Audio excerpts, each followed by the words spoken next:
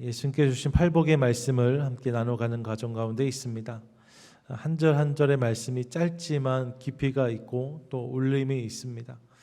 이 시리즈를 함께 나눠갈 때에 주님께서 우리 마음 가운데 주시는 은혜, 음성 깊이 심어서 그 복을 누리는 그런 인생 저와 여러분 되시기를 축복합니다. 아멘. 오늘은 두 번째 시간입니다. 가끔 TV를 보면요, 누가 더 먼저 눈물을 흘리나 시합하는 것을 볼 때가 있습니다.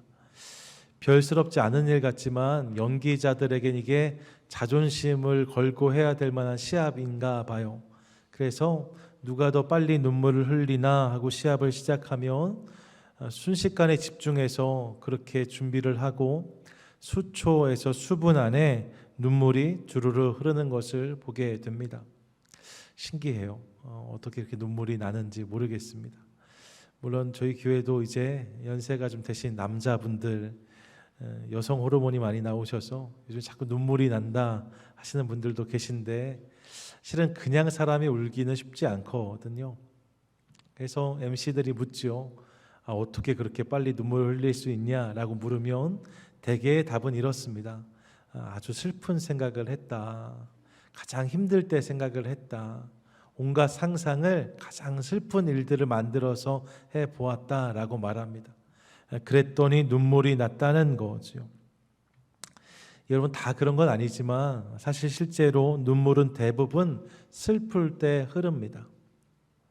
힘들고 어렵고 아프고 괴로울 때 눈물이 납니다. 그러니까 눈물은 우리에게 좋은 느낌이 아닙니다. 사람들은 눈물보다 웃음을 선호합니다. 울자라고 말하기보다 웃자라고 말하는 사람이 더 많습니다. 실제로 저희 집 가문이 웃자예요. 정말입니다. 저희 집 가훈이 웃자입니다. 웃자라고 말하지 울자라고 말하는 사람 많지 않습니다. 울음은 권하기보다 피하고 싶은 것으로 여겨집니다. 그게 일반적인 슬픔과 울음을 대하는 우리의 모습이에요. 그런데 오늘 성경을 보시면 예수님은 그런 우리의 생각과 전혀 다른 말씀을 하세요. 뭐라고 말씀하십니까? 본문 한 번 더 다시 읽겠습니다. 시작. 애통하는 자는 복이 있나니 그들이 위로를 받을 것이미요. 아멘. 뭐라고 말씀하세요? 애통하는 자가 복이 있다라고 말씀하십니다. 슬퍼하며 우는 자에게 복이 있다라고 하시는 거예요. 짧은 말씀이지만 울림이 있죠. 그냥 들으면 단순한 말씀 같지만 사실 의미를 생각하면 더 풍성한 은혜가 있습니다. 오늘 이 애통하는 자 그의 복에 대해서 함께 생각해 보겠습니다. 먼저 애통하는 자를 우리가 잘 알 필요가 있습니다. 애통이란 말입니다. 많이 듣지만 실은 쉽게 쓰지는 않는 말인데 슬플 애, 아플 통자죠. 너무 슬퍼서 아플 정도로 그렇게 어려워하는 모습, 그런 큰 슬픔을 표현할 때 우리는 애통이란 단어를 씁니다. 헬라어에서도 실제로 이 단어가 그런 맥락인데요. 지난 시간에 가난을 표현하는 헬라어 표현이 많았는데 그 중에 심령의 가난은 가장 어려운 가난이었다라고 말씀을 드렸잖아요. 마찬가지로 오늘 본문의 슬픔 역시 헬라어 안에서는 슬픔을 표현하는 단어가 전 세보지 않아서 모르겠는데 일반적으로 학자나 설교자들이 한 9가지 정도가 있다라고 말해요. 가슴이 미어진다, 가슴이 아프다, 가슴이 찢어진다, 이런 것들이 있지 않을까 싶습니다. 9가지 정도의 표현이 있대요. 그만큼 슬픔의 다양한 스펙트럼이 있는 거죠. 다양한 슬픔의 정도가 있을 수 있습니다. 근데 그 중에서 오늘 본문이 사용하는 애통이란 단어는 헬라어 펜데오란 단어인데 이 펜데오란 단어는 그 중에서도 가장 큰 슬픔을 의미할 때, 지칭할 때 사용하는 단어입니다. 그래서 실제로 성경을 보시면 이 펜데오란 단어는 누구의 죽음을 목도한 사람들이 슬퍼하는 모습을 표현할 때 사용되었어요. 구체적으로 보면 마가복음 16장 10절에 이렇게 말씀하는데요. 함께 읽겠습니다. 시작. 마리아가 가서 예수와 함께하던 사람들이 슬퍼하며 울고 있는 중에 이 일을 알림해. 무슨 말이냐면 지금 마리아가 부활하신 주님 만나고 부활의 소식을 들고 갑니다. 그런데 예수님과 함께하던 사람들은 아직 부활의 소식을 듣지 못했어요. 예수님이 돌아가신 줄 알았어요. 그래서 지금까지 함께 계셨던 그 주님이 십자가에 달려 돌아가셨다는 사실 때문에 그 죽음 앞에서 통곡하며 울고 있는 모습을 이렇게 기록하고 있는 거지요. 슬퍼하며 울고 있는 이 단어가 오늘 본문의 애통, 펜데오입니다. 또 구약에서도 보시면 구약은 히브리어로 기록되어 있는데요. 이 히브리어를 헬라어로 번역할 때 펜데오로 번역한 장면들이 있어요. 대표적인 게 창세기 37장인데 37장에 보시면 34절과 35절에 이렇게 기록하거든요. 함께 읽겠습니다. 시작.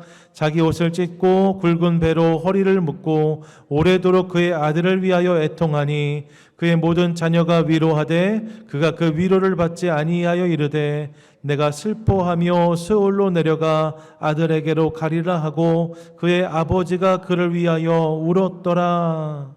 여러분 이게 누구의 이야기입니까? 야곱의 이야기입니다. 야곱이 사랑했던 아들 요셉, 그 요셉이 형들에게 갔다가 형들이 그를 애굽에 팔아버리고 아버지에게는 피 묻은 옷을 가져와서 아들을 잃어버렸다 하고 아마 맹수에게 당한 것 같다고 이야기를 하죠.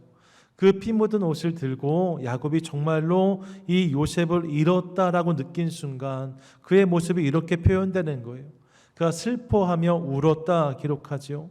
이 단어가 창세기에서는 아발이란 히브리어인데 이것이 헬라어로 번역될 때 펜데오란 단어로 번역되었습니다.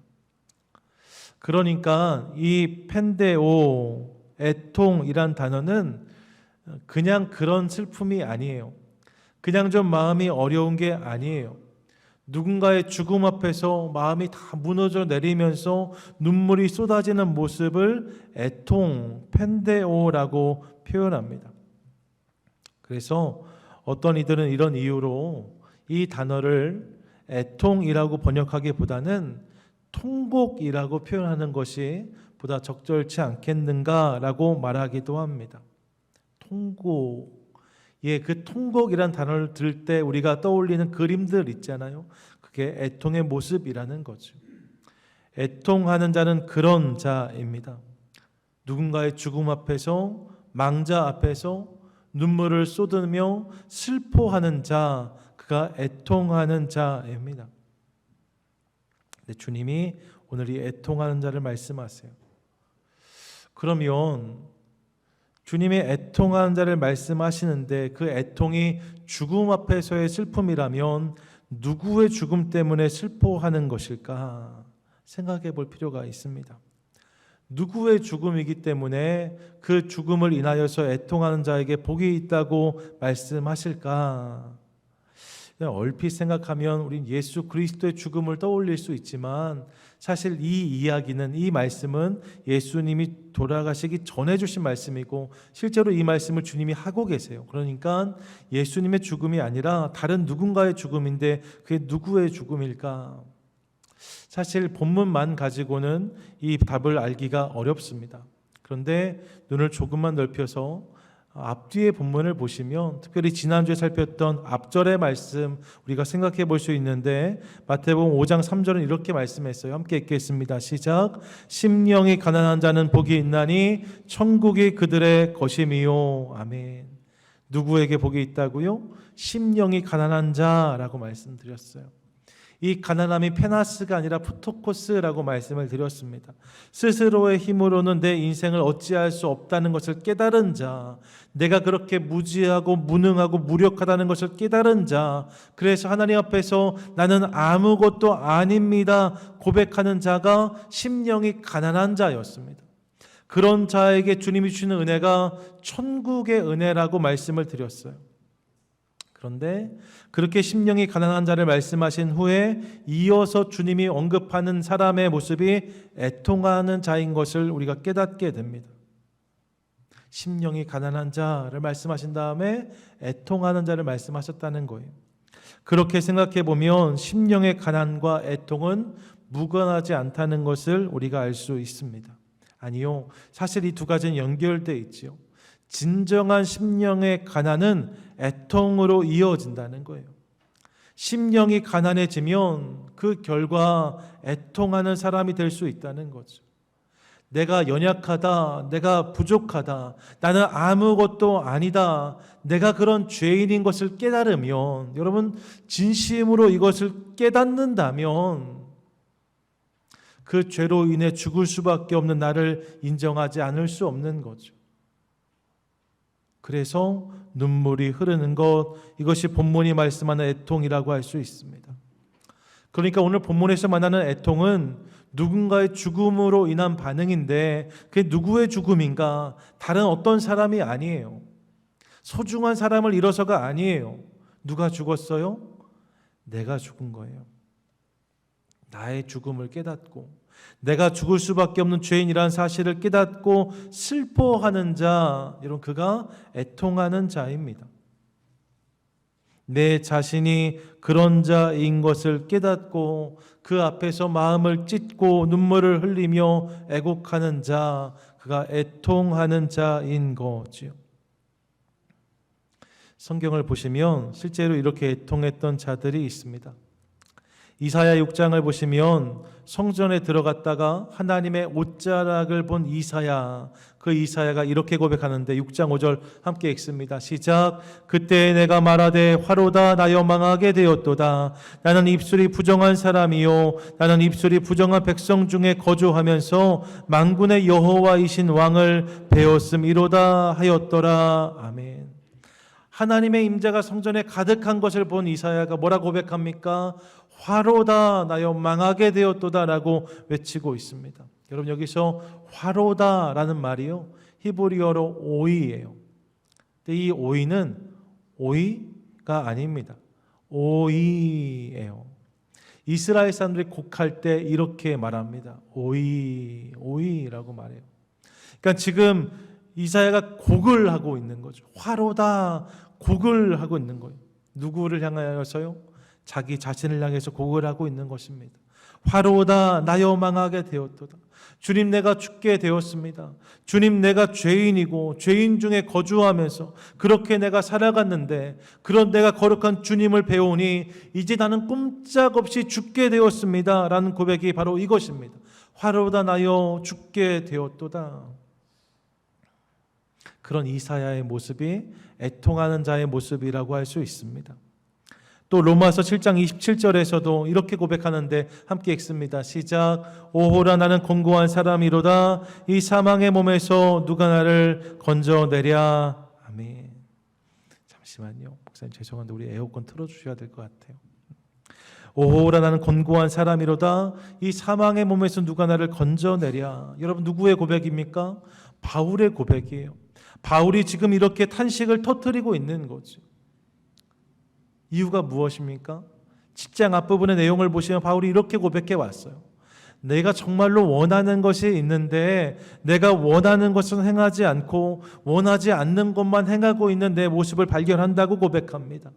내 안에 하나님의 법과 죄의 법이 있는데 나는 하나님의 법을 따르기 원하지만 죄의 법을 쫓아가고 있는 내 모습을 본다고 고백합니다. 여전히 죄가 왕노릇하고 있는 자신의 모습을 확인한 거죠. 그러면서 터뜨리는 고백이 이 사망의 몸에서 누가 나를 건져내랴입니다. 이 사망의 몸에서 누가 나를 건져내랴. 이 통탄을 터뜨리면서 오호라라고 말하고 있는 거예요. 오호라 나는 곤고한 사람이로다. 오호라 나는 곤고한 사람이로다. 내가 그런 자라는 거죠. 그러면서 이 사망의 몸에서 누가 나를 건져낼까라고 고백하고 있습니다. 여러분 이 바울의 모습 역시 애통하는 자의 모습이라고 할 수 있어요. 이 애통하는 자는 이런 자랍니다. 예수님 앞에서 나의 부족함을 깨닫고 그 죄로 인해 내가 망하게 되었음을, 그 죄 때문에 내가 죽을 수밖에 없는 존재임을 깨달은 자, 그래서 자꾸만 눈물이 흐르는 자, 그래서 내 안에 슬픔이 차오르는 자, 마음을 찢는 자, 여러분 그가 오늘 예수님이 말씀하시는 애통하는 자의 정체입니다. 애통하는 자, 그는 이런 사람이에요. 돈을 좀 잃어서, 건강을 좀 잃어서, 관계가 좀 꼬여서, 문제가 좀 생겨서 슬픈 마음을 가지고 있는 사람이 아니라 내 존재를 향하여서 내가 죄인인 것을 철저히 깨달으면서, 그래서 내가 죽을 수밖에 없다는 사실 때문에 땅을 치며 하나님 내가 죄인입니다 고백하는 자, 그가 애통하는 자라는 거죠. 놀라운 것은 애통하는 자가 그런 자인데 그렇게 애통하는 자에게 복이 있다고 주님이 말씀하신다는 거예요. 여러분, 죄와 싸워서 이김으로 활짝 웃는 자에게 복이 있다고 말씀하지 않으십니다. 나에게는 죄가 아무것도 아니다라고 자신하는 자에게 복이 있다고 말씀하지 않으십니다. 죄를 우습게 여기면서 깔깔대고 웃는 자에게 복이 있다고 말씀하지 않으세요. 죄의 문제만 나오면 그것은 나와 상관이 없으니까 라고 생각하는 그 사람의 심령이 복이 있다고 말씀하지 않으십니다. 오히려 내 안에 여전히 자리하는 죄의 문제로 인하여서 몸부림치고 마음을 찢으며 눈물을 흘리는 자, 그 슬픔이 마음 가운데 있는 자가 복이 있다라고 말씀하세요.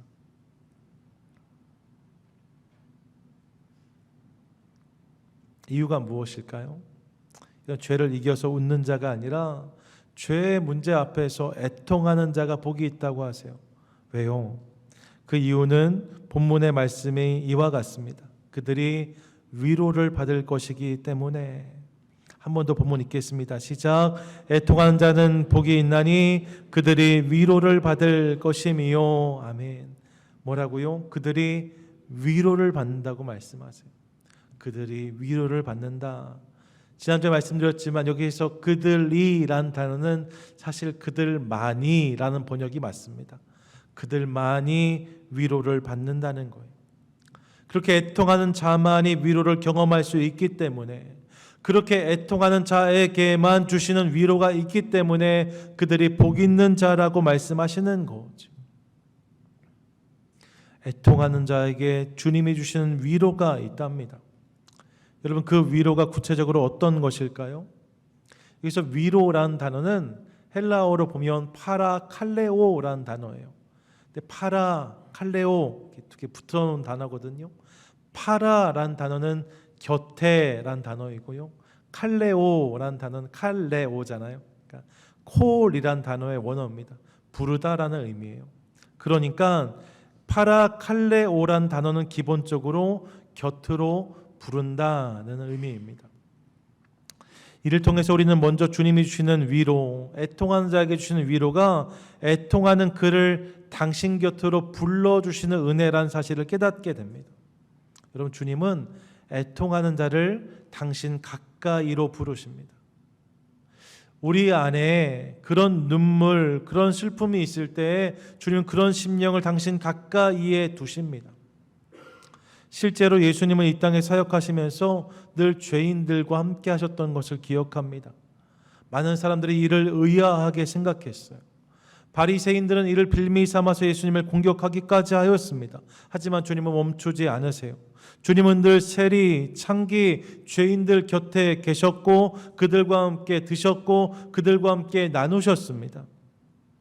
그러면서 이렇게 말씀하셨어요. 마가복음 2장 17절 함께 읽습니다. 시작.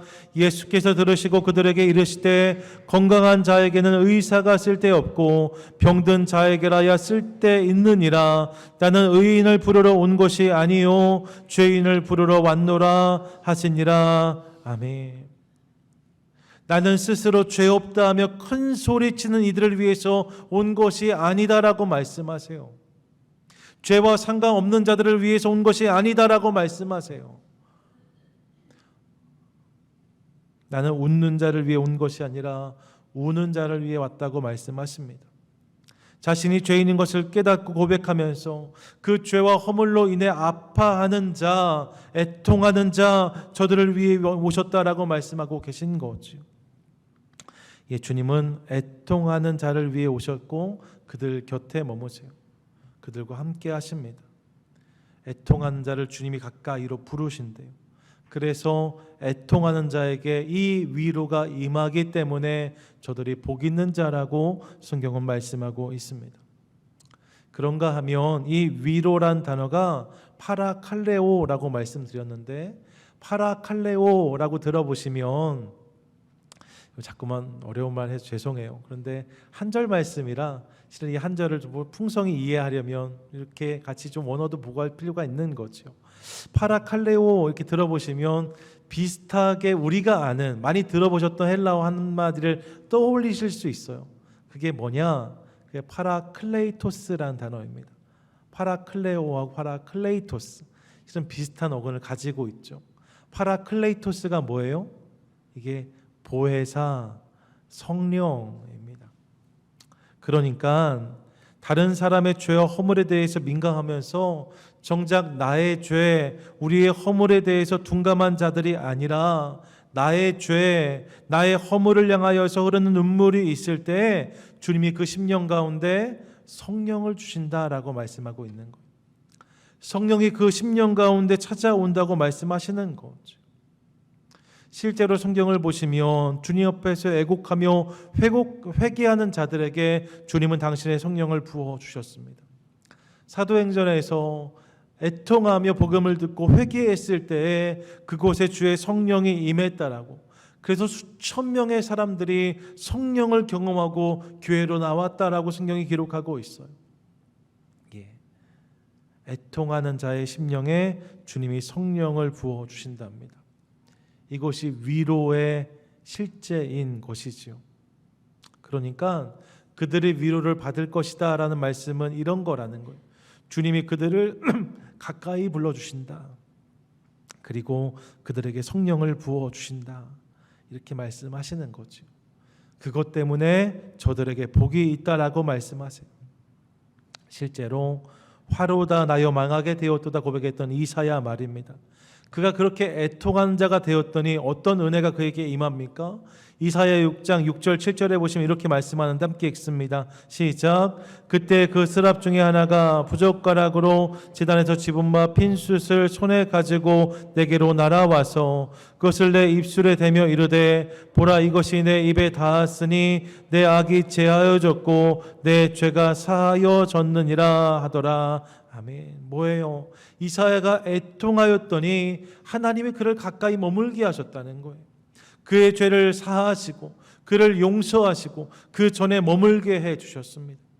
바울 역시 마찬가지예요. 오호라 나는 곤고한 사람이로다 라고 탄식했을 때에 이어지는 본문을 보시면 7장 25절에서 우리 주 예수 그리스도로 말미암아 하나님께 감사한다고 고백하고 그 다음 절이 8장 1절입니다. 8장 1절과 2절이 이렇게 기록하는데 함께 읽습니다. 시작. 그러므로 이제 그리스도 예수 안에 있는 자에게는 결코 정죄함이 없나니 이는 그리스도 예수 안에 있는 생명의 성령의 법이 죄와 사망의 법에서 너를 해방하였음이라. 아멘. 무엇입니까? 주님 앞에 오호라 나는 곤고한 사람이로다 저가 애통했을 때에 하나님께서 저의 마음 가운데 생명과 성령을 부어주셨다는 거예요. 그리고 끊을 수 없는, 그 누구도 끊을 수 없는 하나님의 사랑을 깨닫게 되었다고 로마서 8장 전체를 통해 바울은 고백하고 있습니다. 이사야가 바울이 애통하는 자가 되었을 때 그들이 이런 위로를 경험하게 되었다는 것이죠. 애통하는 자는 복이 있나니 그들이 위로를 받을 것이며, 이 말씀이 바로 이런 의미라는 사실을 우리가 깨닫습니다. 사랑하는 여러분, 저는 오늘 이 복이 우리 삶에도 그대로 임하게 되기를 간절히 소망합니다. 여러분, 애통하는 자가 되십시오. 애통하는 자에게 주시는 복, 그 복을 누리는 저와 여러분 되시기를 축복합니다. 축복합니다. 아멘. 사실 여러분, 우리 중에는 이미 이 은혜를 경험하신 분들이 많이 계십니다. 우리가 예수님을 처음 만났을 때 말입니다. 그때 그분 앞에서 터져나왔던 눈물을 기억하실 거예요. 내가 얼마나 큰 죄인인지를 깨닫고 그런 나를 사랑하신 주님 때문에 흘렸던 눈물이 우리 모두에게 있습니다. 저도 예수님을 인격적으로 처음 만났던 순간을 기억해 보면 아주 어렸을 때 초등학교 5학년, 6학년 때 주일학교 수련회에서 예수 그리스도의 십자가에 대한 말씀을 듣고 그 십자가를 바라볼 때 흘렸던 눈물을 떠올립니다. 그때 여러분, 이상하게 눈물이 멈추지 않았어요. 예수님의 십자가가 나를 위한 것으로 믿어졌고 내 죄가 예수님을 저것에 못 박을 만큼 크다는 사실이 깨달아지기 시작했습니다. 그런 나를 주님이 저렇게 사랑하셨다는 사실이 마음을 메워왔어요. 그래서 울고 또 울었던 기억이 있습니다. 너무나 많이 울었어요. 제 별명이 소울음이었다라고 말씀드렸잖아요. 제가 울면 음매 운다고 그렇게 많이 울었습니다. 그렇게 많이 울었는데 근데 울고 나니까 참 행복했던 기억이 있어요. 내가 죄인이란 사실 때문에 울었는데 그렇게 울고 나니 마음에 밀려오는 기쁨이 있었습니다. 지금 생각해 보니 그것이 애통하는 자에게 주는 주님의 위로였다는 사실을 깨닫습니다. 여러분도 그러실걸요? 주님을 처음 만났을 때 말입니다. 십자가의 은혜를 처음 경험했을 때 그때 흘렸던 눈물이 있습니다. 예수를 부르는 것만으로도 눈시울이 뜨거워졌던 기억들이 우리에게 있습니다. 여러분, 우리에게 이런 은혜의 흔적이 분명히 있습니다. 우리는 애통하는 자였습니다. 그런데요, 성경을 보시면 주님은 애통했던 자가 복이 있다라고 말씀하지 않으세요. 뭐라고 말씀하세요? 애통하는 자가 복이 있다고 말씀하십니다. 이 동사의 시제가 현재입니다. 무슨 말씀이냐? 여러분, 애통했던 것도 중요하지만 끊임없이 그 일이 내 삶 가운데 계속될 때 한 번의 애통으로 자위하는 것이 아니라 내 삶 가운데 매일매일 그런 애통이 있을 때, 나의 부족함과 연약함 때문에 흘리는 눈물이 있을 때, 그래서 주님 앞에서 내 마음을 찢는 모습이 있을 때 그런 자의 인생에 주님은 복을 주신다라고 말씀하고 계십니다. 여러분, 요즘 좀 어떠세요? 언제 울어 보셨습니까? 드라마나 영화 보시면서 그렇게 어떻게 저렇게 이렇게 그렇게 누우시는 거 말고요. 그거 말고 여러분, 언제 주님 앞에서 눈물을 흘려 보셨습니까? 오늘 나에게 여전히 흐르는 눈물이 있는가 함께 자문할 수 있기를 원해요. 사실 우리는 잘 애통해야 하지 않습니다. 눈물이 잘 흐르지 않습니다. 다른 사람 말하는 거 아니고 제 자신도 그렇습니다. 애통하지 않아도 될 만큼 의로워졌기 때문일까? 신앙의 연륜이 좀 차서 이제 목사도 되어서 이제 죄로부터 좀 자유해져서 그런가? 여러분, 그렇지 않아요. 마음이 그만큼 가난하지 않기 때문이라는 사실을 깨닫습니다. 그만큼 마음이 굳어진 제 모습을 깨닫습니다. 내가 죄인이란 사실에 대한 감각이 자꾸만 무뎌지기 때문에 죄인인데 죄인이 아닌 것처럼 느끼기 때문에 하나님께서 그런 우리 마음을 긍휼히 여겨주시기를 원합니다. 옛날에 어느 수도원이 있었거든요. 그 수도원에 세상에서 가장 흉포한 사람, 흉악한 자가 있다는 소문이 났어요. 세상에서 가장 악한 사람, 나쁜 놈이 거기 있다는 거지요. 그리고 그를 만나고 나오는 사람마다 울면서 나온다는 이야기를 듣고 어떤 사람이 너무나 궁금했어요. 악한 사람이 거기 있으면 그런가 보다 하면 되는데 이게 또 궁금한 거죠. 어떻게 생긴 사람인가? 그래서 그 수도원을 찾아갔습니다. 찾아갔더니 세상에서 가장 악한 사람이 있는 방이 저 끝에 따로 있어요. 수도사가 이야기해 주기를 조심스럽게 들어가서 방 문을 열고 들어가신 다음에 커튼이 있는데 커튼을 들추어 보면 그 안쪽에 그가 있습니다. 그를 보실 수 있을 겁니다 라고 이야기했다는 거죠. 그래서 떨리는 마음으로, 세상에서 가장 악한 사람을 만났는데 왜 겁나지 않겠어요? 겁도 나고 두렵기도 하지만 그의 얼굴을 한번 봐야겠다는 생각에 문을 열고 들어가서 커튼을 걷었습니다. 근데 커튼을 걷는 순간 그 앞에 뭐가 있어요? 거울이 있었다는 거죠. 거기에 써 있어요. 이 세상에서 가장 악한 자. 너무나 깜짝 놀랐다는 거예요. 세상에서 가장 악한 자, 세상에서 가장 큰 죄인이 나라는 사실을 깨달은 거죠. 그리고 돌아서는데 들어올 때 보이지 않던 문 지방에 글귀가 써 있는 게 보입니다. 뭐라고 써 있어요? 그런 당신을 주님이 사랑하셨습니다. 그 문구를 읽고 울면서 나올 수밖에 없었다는 거죠. 통곡할 수밖에 없었다고. 여러분, 내가 얼마나 큰 죄인인지를 깨달아야 눈물을 흘릴 수 있고 그 눈물이 있어야 주님이 그 인생을 위로해 주십니다. 시인이었던 엘라 필립 윌콕스라는 사람은 고독이란 시를 이렇게 시작해요. 웃어라, 온 세상이 너와 함께 웃을 것이다. 울어라, 그러면 너 혼자만 울게 될 것이다. 여러분, 세상은 이렇게 말합니다. 세상은 울음을 우습게 여깁니다. 세상에서 흘리는 눈물은 이렇게 될 수 있습니다.